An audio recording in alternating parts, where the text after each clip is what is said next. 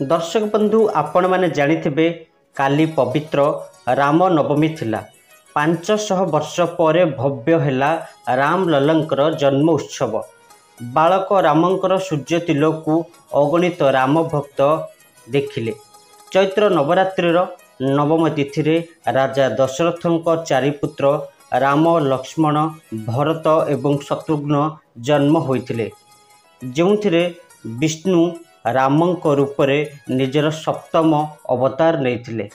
वाल्मीकि रामायण मुताबक भगवान राम कर्कट लग्न रे द्विपहर रे 12टा समय जन्म होइथिले। किंतु दर्शक बंधु, अयोध्यार भव्य राम मंदिर रे जेतेबेले वैज्ञानिक पद्धति रे सूर्य तिलक कार्यक्रम करा जायथिला, तमाम पुजारी सहित उपस्थित वैज्ञानिक मानकर भी होश उड़ी जायथिला। दर्शक बंधु, संपूर्ण विषयटू आमे आपण को कहवा पूर्व आपण जदि प्रभु रामकर जड़े परम भक्त होइतिबे कमेंट रे जय श्री राम लिखि आमर ये वीडियो जदि आपण को पसंद आसीबो दयाकर लाइक करी आम चैनल को टिके सब्सक्राइब कर दियंतु। दर्शक बंधु, आश्चर्यकर घटना कौन घटिला ताहा आपण मानक सम्मुखरे कहवा पूर्व आमे टिके सूर्य तिलक कौन कहि रखि देउछु। दर्शक बंधु, 22 जनवरी रे भव्य राम मंदिर उद्घाटन कार्यक्रम करा जायतिला। सारा विश्व देखिला भव्य राम मंदिर। से दिन ठारू भव्य राम मंदिर रे प्रभु रामचंद्र पूजा पाउछन्ति। सबुदिन चंदन रे तिलक करा जाए, किंतु 17 एप्रिल माने काली सूर्य तिलक करा जायतिला। एहा केमिति ना वैज्ञानिक उपाय रे करा जायतिला। आमे आपनकु गोटी गोटी करी कहूचु ए सूर्य तिलक कौन। प्रथमे सूर्य किरण मंदिरर तृतीय महलारे लागिथिबा प्रथम दर्पण रे पड़िथिला। पर एही सूर्य किरण प्रतिफलित होई पित्तलर पाइप रे प्रवेश करिथिला। पित्तलर पाइप रे लागिथिबा द्वितीय दर्पण रे पड़ी 90 डिग्री रे प्रतिफलित होई जाइथिला। पुणी पित्तल पाइप रे जाई एही किरण 3टी अलग अलग लेंस रे जाइथिला। एहा परे लंबा पाइप रे गर्भगृह रे लागिथिबा दर्पण रे पड़िथिला। गर्भगृह दर्पण रे पड़िबा परे एही किरण राम लल्लांक मस्तक रे 75 मिलीमीटर गोलाकार तिलक प्राय 5 मिनिट पर्यंत पड़िथिला, जहाकू अयोध्या नगरी रे एही आलौकिक दृश्य देखिबाकू 100 एलईडी स्क्रीन प्रदर्शित होइथिला।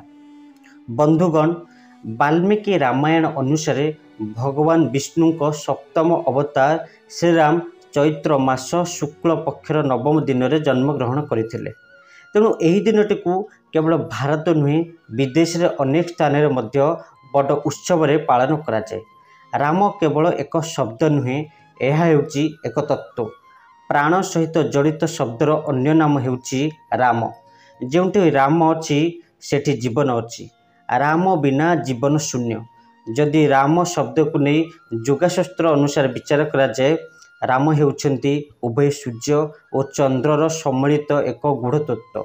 तेणु से सूर्य वंशर जन्म होइकि मध्य रामचंद्र को नाम धारण करिसेंती। जदि जड़े बारंबार राम शब्द जप करे, तेबे तार प्राणायाम कामटी मध्य होई जाए। रा हेउची आलोक और म हेउची भितरे। तेणु आम भितर थिया दिव्य आलोकटी हेउछंती प्रभु रामचंद्र। तेणु राम हेउछंती एक मंत्र। एही मंत्र रे रहिछि अपार शक्ति। एही मंत्र निर्धन को धनी करिपारे, दानव को महामानव रे परिणत करिपारे एवं रोगीर रोग भल करिपारे। जेतेबेले सूर्य तिलक होइथिला, उपस्थित थिबा तमाम साधु संत एवं वैज्ञानिक मानकर होश उड़ी जाइथिला एही दिव्य शक्ति को अनुभव करी। दर्शक बंधु, आपण माने विश्वास करिबेनी, किंतु ए घटना प्रकृतर सत कथा।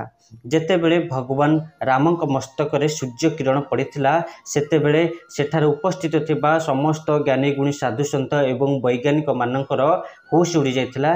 कारण से समय रे से शक्ति देखिबाकू तांक पाखरे धैर्य नथिला। से माने समस्ते परस्पर को चाहुंतांती एठी घटना कौन घटुची। समस्ते जानिथांती जे प्रभु आसी विराजित होइछंती। प्रभु अपूर्व दृश्य समस्त भक्त मानकू दर्शन देउछंती।